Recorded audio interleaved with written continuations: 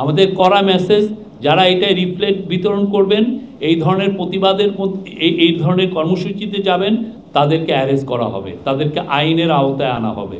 অনেক ক্ষেত্রে যারা কেস দিতে চান তারা থানায় যে এক ধরনের হ্যারাসমেন্টের শিকার হন, বা এমন অনেক ক্ষেত্রে তাদের কাছ থেকে কিছু এক্সটর্শনও করা হয়। তো সেই জিনিসগুলো যাতে না হয়, আপনার যাতে সরাসরি আপনি নিজে এটা কেস করতে পারেন অনলাইন করে, সেটার একটা খুব আপনারা শীঘ্রই এটা দেখবেন।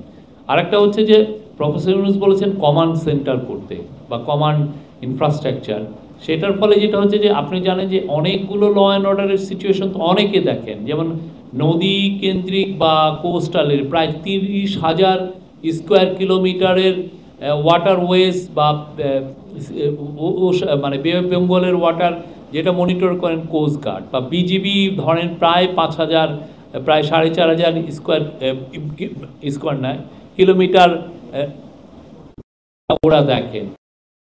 সবার মধ্যে যাতে কোঅর্ডিনেট করে র্যাব আছে, বিজিবি আছে, ডিএমপি আছে বা অন্যান্য সমস্ত সিটিগুলোতে যে মেট্রোপলিটন পুলিশ আছে, সবার সাথে কোঅর্ডিনেট করে একটা কমান্ড স্ট্রাকচার থাকবে, সেখান থেকে যাতে খুব intensively law and order situation 24/7 যাতে মনিটর করা যায়।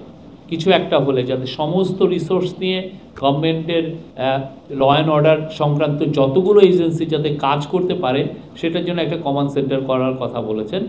মূল উদ্দেশ্য হচ্ছে ল অ্যান্ড অর্ডার সিচুয়েশনটা তো ইমপ্রুভ হচ্ছে, যার আরও একটু ইমপ্রুভ হয়।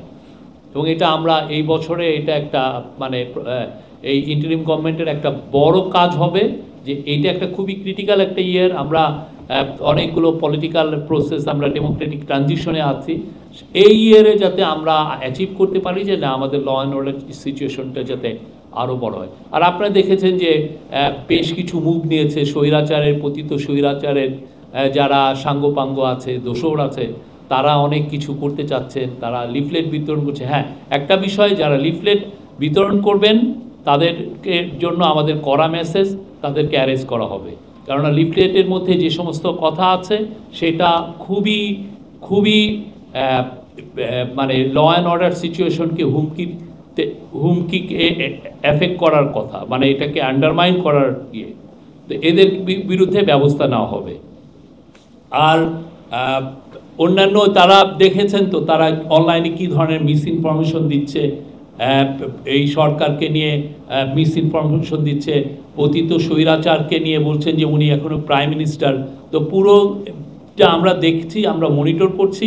আমাদের করা মেসেজ, যারা এটা লিফলেট বিতরণ করবেন, এই ধরনের প্রতিবাদের এই ধরনের কর্মসূচিতে যাবেন, তাদেরকে অ্যারেস্ট করা হবে, তাদেরকে আইনের আওতায় আনা হবে।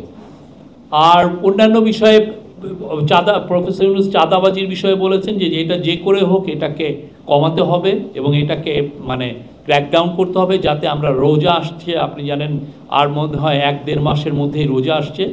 আমরা রোজার, আমার মনে হয় 1 মাসও নাই, এই রোজার মধ্যে যাতে জিনিসপত্রের দাম সহনীয় পর্যায়ে থাকে, কেউ যেন মার্কেটকে ম্যানিপুলেট না করতে পারে।